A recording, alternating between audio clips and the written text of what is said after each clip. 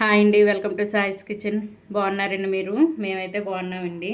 ఇప్పుడైతే మీకోసం ఉలవలతో వడల రెసిపీని అయితే చేసి చూపిస్తానండి. ఉలవలు అంటే చూడండి ఈ విధంగా ఉంటాయండి.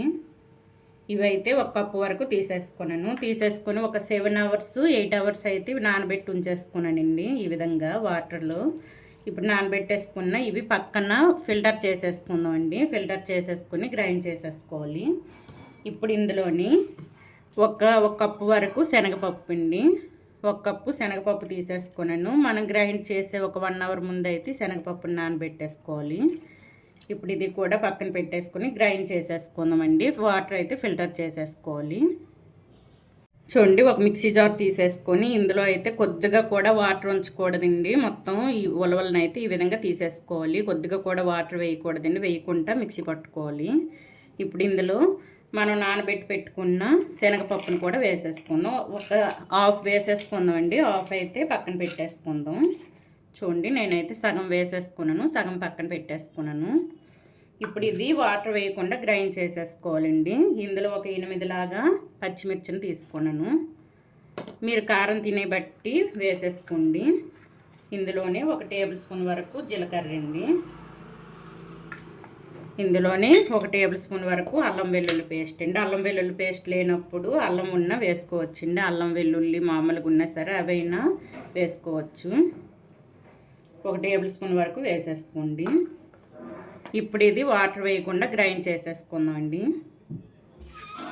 గట్టిగా గ్రైండ్ చేసేసుకోవాలి.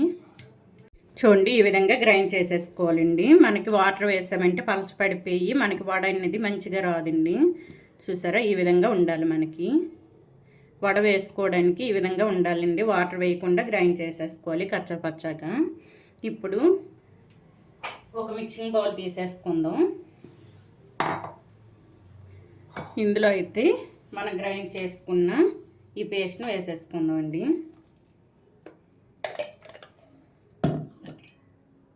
ఈ విధంగా మిక్సింగ్ బౌల్లో తీసేసుకొని ముందుగా మనం శనగపప్పుని ఒక సగం ఉంచేసుకున్నాను కదండి, గ్రైండ్ చేయకుండా. ఇవైతే వేసేసుకుందాం.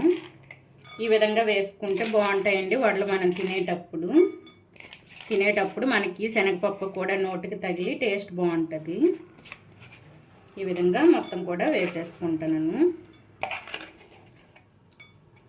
ఇప్పుడు ఇందులో ఒక మీడియం సైజు ఆనియన్ అయితే ఉల్లిపాయని ఈ విధంగా సన్నగా తురిమేసుకొని వేసుకుంటానండి.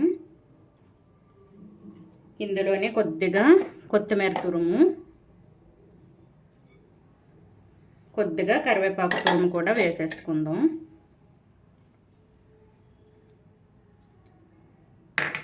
టేస్ట్కి సరిపడా సాల్ట్ వేసేసుకుందాం అండి.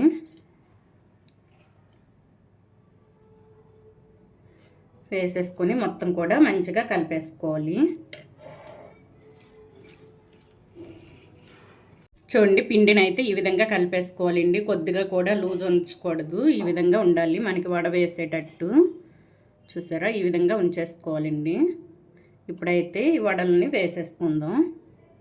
చూడండి, డీప్ ఫ్రైకి సరిపడా ఆయిల్ కూడా పెట్టేసుకున్నానండి. ఆయిల్ కూడా మనకి వేడైంది. ఇప్పుడైతే వడలను వేసేసుకుందాం. చేతిని కొద్దిగా తడి చేసుకోవాలండి.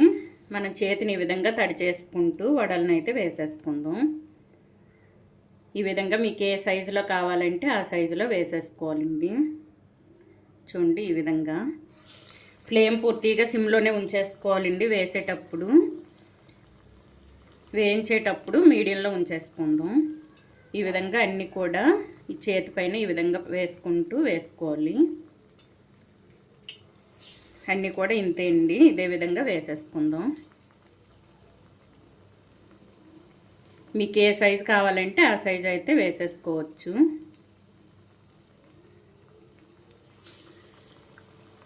చూడండి, ఈ విధంగా అన్నీ కూడా వేసుకున్న తర్వాత మనకి ప్యాన్కి ఎన్ని సరిపోతాయి అన్నీ వేసేసుకోవాలండి. ఎక్కువ వేసుకోకండి.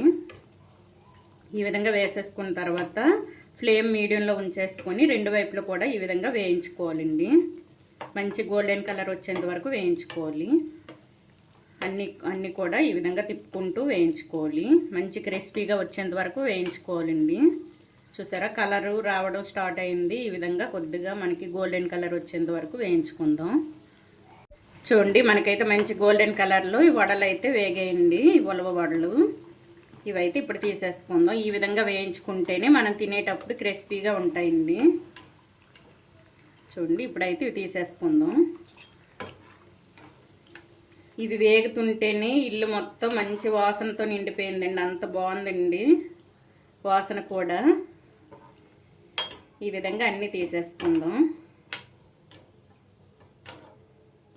ఈ కలర్లో వేయించుకోవాలండి. అన్నీ కూడా ఇదే విధంగా వేయించి చూపిస్తానండి.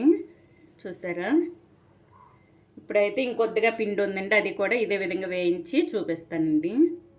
చూడండి, చాలా టేస్టీగా ఉండే ఉలవలతో చేసిన వడల రెసిపీ అయితే మనకి రెడీ అయిపోయిందండి. ఈ విధంగా అయితే చేసేసుకోండి. క్రిస్పీగా చాలా టేస్టీగా ఉన్నాయండి.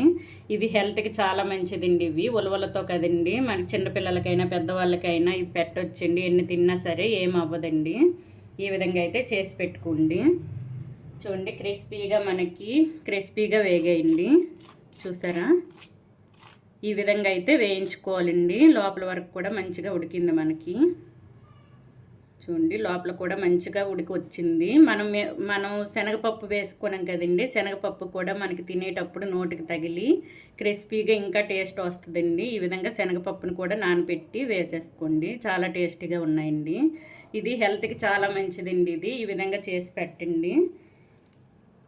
ఈ వడల రెసిపీ కనుక మీకు నచ్చినట్లయితే అండి, ఉలవలతో చేసిన వడల రెసిపీ కనుక మీకు నచ్చినట్లయితే లైక్ చేయండి, షేర్ చేయండి, నా ఛానల్ను సబ్స్క్రైబ్ చేసుకోండి. ఓకే, బాయ్ అండి.